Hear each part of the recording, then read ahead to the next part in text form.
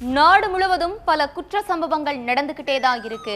காவல்துறையினரும் விசாரிச்சுக்கிட்டே தான் இருக்காங்க. அது மாதிரியான பல குற்ற சம்பவங்களின் தொகுப்பு தான் நிகழ்தகவு.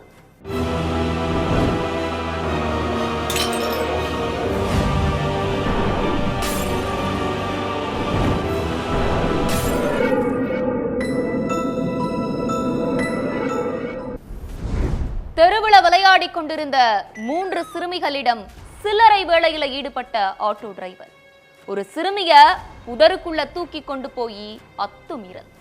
அடங்காத ஆட்டோ டிரைவரை சிறுமிகளின் தாய்மார்கள் அடக்கியது எப்படி?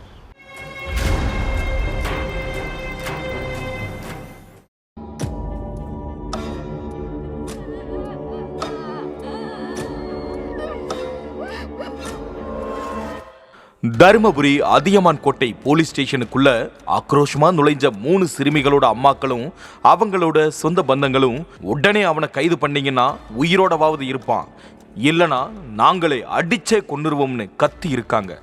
என்னம்மா என்னாச்சு? யாரை கைது பண்ணணும்? எதுக்கு கைது பண்ணணும்? எதுவுமே சொல்லாம நீங்க பாட்டுக்கு கத்திக்கிட்டு இருந்தீங்கன்னா என்ன அர்த்தம்னு கேட்டிருக்காங்க காவலர்கள். அப்போ அந்த தாய்மார்கள் சொன்ன விஷயம் எந்த தாயா இருந்தாலும் கொந்தளிக்க தான் வச்சிருக்கும். நல்லம்பள்ளி ஆதி திராவிடர் காலனியில 1000க்கும் மேற்பட்ட வீடுகள் இருக்கு. அங்க உள்ள ஆட்டோ டிரைவர் பெருமாள். 40 வயசான பெருமாள் பேருக்குத்தான் டிரைவர். சவாரிக்கே போகாம எந்த நேரமும் கஞ்சா மற்றும் மது போதையில இருப்பதே வேலை.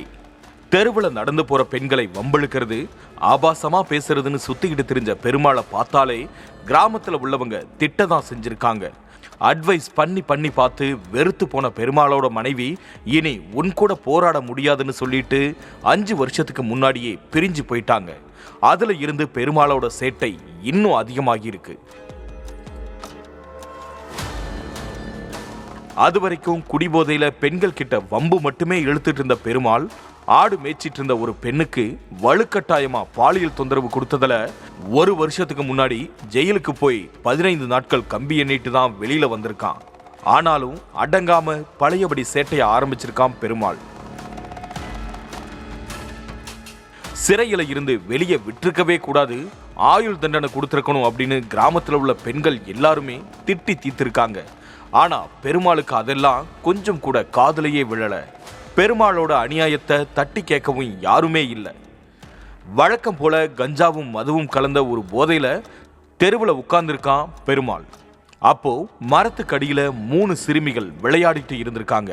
அந்த சிறுமிகள் பக்கத்துல போன பெருமாள் கையை பிடிச்சி இழுக்கிறது, கட்டாயப்படுத்தி தோலை பிடிச்சி தூக்கிறது, கிள்ளி விடுறது, ஆடைகளை பிடிச்சி இழுக்கிறதுன்னு எல்லை மீறியதால பதறி போன 3 சிறுமிகளுமே கத்தி இருக்காங்க.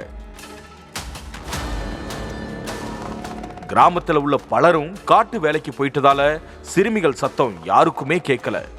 அதனால ஒரு சிறுமிய புதர்கிட்ட தூக்கிட்டு போய் தப்பா நடக்க முயற்சி பண்ணியிருக்கான்.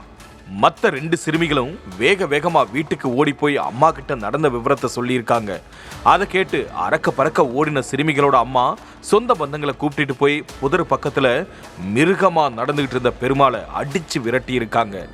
இதுக்கு மேல இவனை சும்மா விடக்கூடாதுன்னு கொந்தளிச்ச சிறுமிகளோட தாய் போலீஸ் ஸ்டேஷன்ல போய் புகார் கொடுத்திருக்காங்க.